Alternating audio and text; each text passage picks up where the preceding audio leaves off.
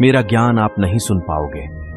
आपके कान फट जाएंगे, आपके दिमाग की स्नायु सिकुड़ जाएगी, मस्तिष्क पर त्योड़ी पड़ जाएगी, ज्ञान का बखेड़ा खड़ा हो जाएगा, यहां तक कि आप मेरे से झगड़ा करने लग जाओगे।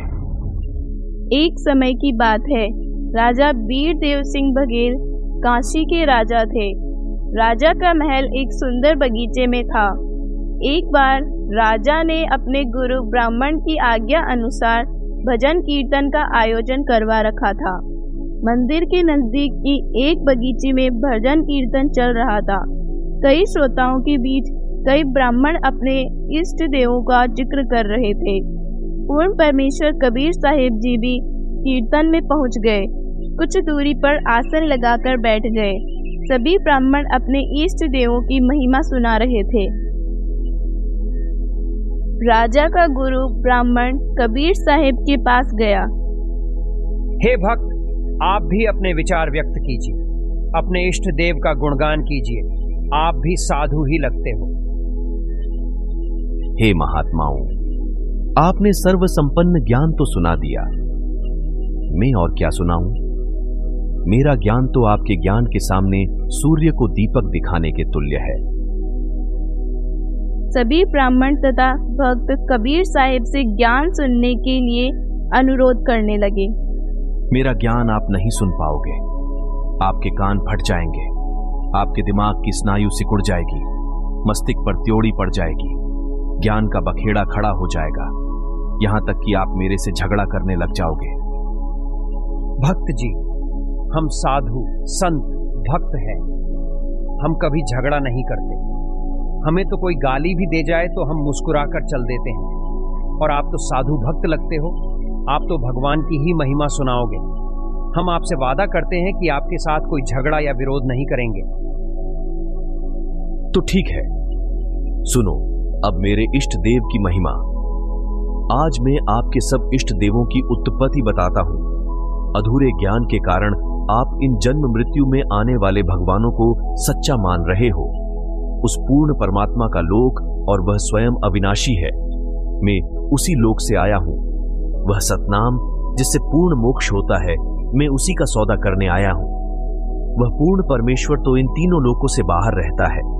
आप सब तो भूल में पड़े हो, जबकि हमने आपके ब्रह्मा विष्णु और महेश को कई बार जन्मते और मरते देखा है। यहां तक कि इनके माता पिता ज्योति निरंजन काल और उसकी अर्धांगिनी दुर्गा भी कई बार जन्म और मर चुके हैं। इन तीनों देवों की भक्ति तो हर कोई दे रहा है, लेकिन उस चौथे पद को कोई नहीं जानता, जबकि पूर्ण मोक्ष तो इन चारों को छोड़कर पांचवें को इष्ट मानकर पूजने से होता है। यह सारा संसार तीन गुणों की भक्ति यानी ब्रह्मा विष्णु और शिव जी की भक्ति में लीन है। इससे कोई लाभ आपको नहीं मिल सकता। लाभ के लिए आपको निज नाम सतनाम का ही सहारा लेना पड़ेगा। वह सतनाम में लेकर आया हूं। अभी इन पंडित जी ने बताया कि भगवान रामचंद्र जी हमारे इष्ट देव हैं और यही सर्व के पालनहार है। लेकिन मैं इनसे पूछना चाहूंगा कि जब श्री राम जी को लंका के लिए जाना था, तो श्री राम जी को तो 3 दिन तक समुद्र से रास्ता लेने के लिए याचना करनी पड़ी। फिर उन्हें पुल बनाकर जाना पड़ा, जबकि एक अगस्त्य नाम के ऋषि जी ने इन सारे समुद्रों को एक घूंट में पीकर खाली कर दिया था। फिर इनमें तो अगस्त्य ऋषि जी बड़े हो गए, क्योंकि रामचंद्र जी यह नहीं कर पाए। वही जब मेघनाथ ने राम लक्ष्मण सहित पूरी वानर सेना को नाग फांस में डाल दिया, मानवीय लीला करने को कहलाए जाने वाले रामचंद्र जी और उनकी पूरी सेना को रावण की सेना अगर चाहती तो उसी समय नष्ट कर सकती थी। लेकिन उस समय गरुड़ जी को बुलाया और उन्होंने राम लक्ष्मण को बंधन मुक्त किया। भोले श्रद्धालुओं, यहां आपके रामचंद्र जी भगवान हुए या गरुड़ देवता? कबीर साहिब ने कई देर तक इस प्रकार का तत्व ज्ञान सुनाया। कबीर साहिब के ऐसे ज्ञान से सभी श्रोता आश्चर्यचकित थे और ब्राह्मणों से उत्तर सुनना चाहते थे, जबकि ब्राह्मण और पंडित जी निरुत्तर हो गए। राजा वीरदेव सिंह का गुरु ब्राह्मण राजा के पास गया। राजन, एक कबीर नाम का भक्त साधु हमारे इष्ट देवताओं ब्रह्मा विष्णु महेश जी को नाशवान बताता है और कहता है कि इनका पिता तो काल है। वो कहता है कि पूर्ण परमेश्वर तो अन्य है जिसने सारी दुनिया बनाई है। मैं उसी के लोक से आया हूँ। उसने कहा है कि आपके देवताओं को आपने मंदिर में कैसे बुला लिया। वह कोई आपका नौकर थोड़ी है जिसे आपने मूर्ति में डाल दिया। ये मूर्ति भी आदमी ने बनाई और उसमें भगवान भी आदमी ने ही डाल दिया। तो भगवान कैसे हुआ? ऐसी ऐसी बेतुकी बातें बना रहा है। अच्छा, उसे यहाँ बुला कर लाओ। राजा अपने एक मंत्री को कबीर साहिब जी को बुलाने के लिए भेजता है। हे संत जी, आपको हमारे राजा ने बुलाया है। मुझे तो आपके राजा से कोई काम नहीं है। अगर उन्हें हमारी जरूरत है तो वे स्वयं आ जाएं। मैं ना ही तो कोई पंडित हूं, ना ही आपके राजा का नौकर, ना ही कोई जादू जंतर करने आया हूं और ना ही कोई देशद्रोही हूं। मुझे क्यों राजा ने बुलाया है? हम नहीं जाते। राजन, सच में ये तो कोई अभिमानी संत लगता है। सीधे मुंह बात ही नहीं करता। बोला कि मैं आपके राजा का नौकर नहीं हूं। अगर राजा को काम है तो वह स्वयं आ जाएगा। राजा ने अपनी बुद्धि से काम लिया और सोचा कि यह तो कोई परम संत लगता है, वरना संत को ऐसे राजा का बुलावा जाता है तो धन के लालच में दौड़कर आता है। अरे भाई, वह अभिमानी नहीं, सच्चा संत है। ऐसे ही संत की मुझे तलाश है। मैं स्वयं उन संत के पास जाऊंगा। राजा पैदल ही कबीर साहिब जी से मिलने पहुंचा। जब राजा कबीर साहिब के निकट सा पहुंचा तो देखा कि कबीर साहिब पृथ्वी से 1.25 हाथ ऊपर हवा में स्थित है। राजा को समझते देर नहीं लगी और जाते ही कबीर साहिब के चरणों में अपना सिर रख दिया। हे भगवान, कृपया अपने दास की कुटिया में चलिए। नहीं राजन, सत्य ज्ञान का उजागर तो सभी के सामने होना चाहिए।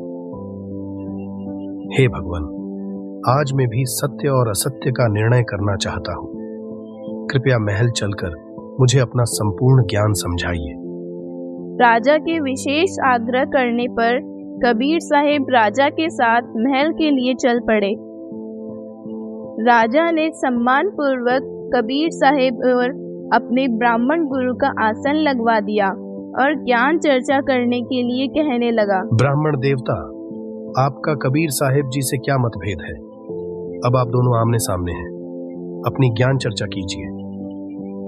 सर्वप्रथम तो कबीर जी ने हमारे ब्रह्मा विष्णु महेश जी को ही नाशवान करार दिया, जो कि पूर्णतः गलत है।